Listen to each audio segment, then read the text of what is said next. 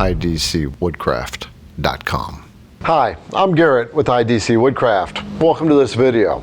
This video is going to give you a tip when it comes to CNC business.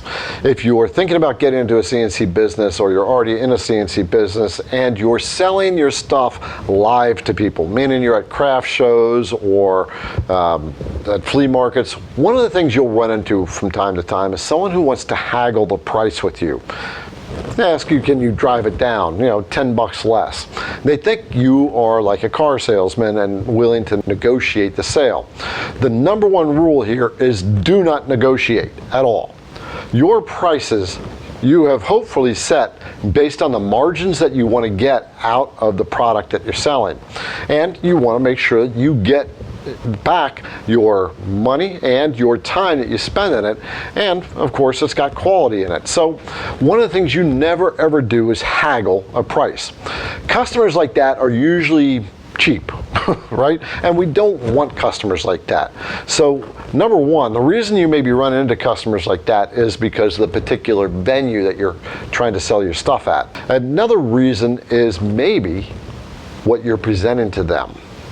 Sometimes we project to people that we have a lower value in ourselves than we actually trying to show in our wares. It's a deep psychological thing, but the thing is to know your value and your worth and the time you put into your products, and make sure you don't haggle. Make sure you price your products so you do have a margin of return from it. The way to get around a haggler is one of two ways. One is you just say, nope, I'm sorry, that's my price and it's not flexible, and they will walk away. The second way is potentially turn them into a paying customer by saying, I'm sorry, but I can't lower the price, but can you explain to me why you're finding this piece attractive? What does it mean to you? How come? What does it make you think about? And start to engage them in story. And when I say story, let them start telling you about their life a little bit, what this is representing. Because what that's doing is you're building rapport, and rapport creates a trusting bond.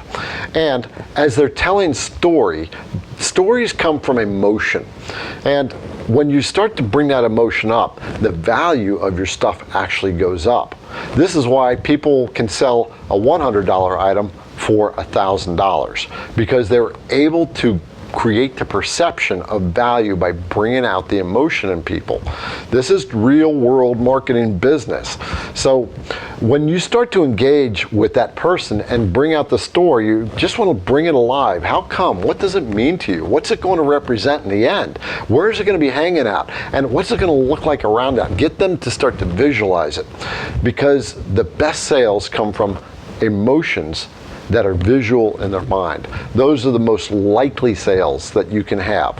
So if you can do that, then you can take that person who is haggling and actually turn around and not only buy that for the price that you asked, but also buy something else.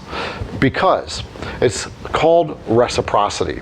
When you make friends with somebody, you build that trust rapport with them, and you honor what they feel about whatever they're experiencing, and you raise your own value, your perceived value in their mind.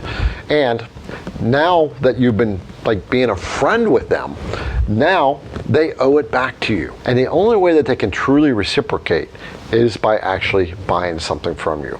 So this is a deep thing when it comes to business and understanding how to sell your products. You need to understand that your sales are not about you. The time you spent in your project is not about you. They don't care. They care about what they are going to get out of it. So your whole focus needs to be on them. But always respect your own boundaries. Do not bend when someone wants to haggle with you.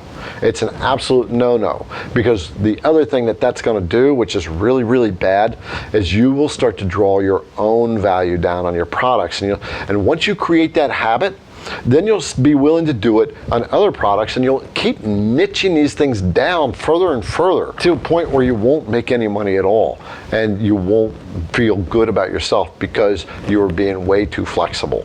Set your price and be rock solid on that price. Engage people.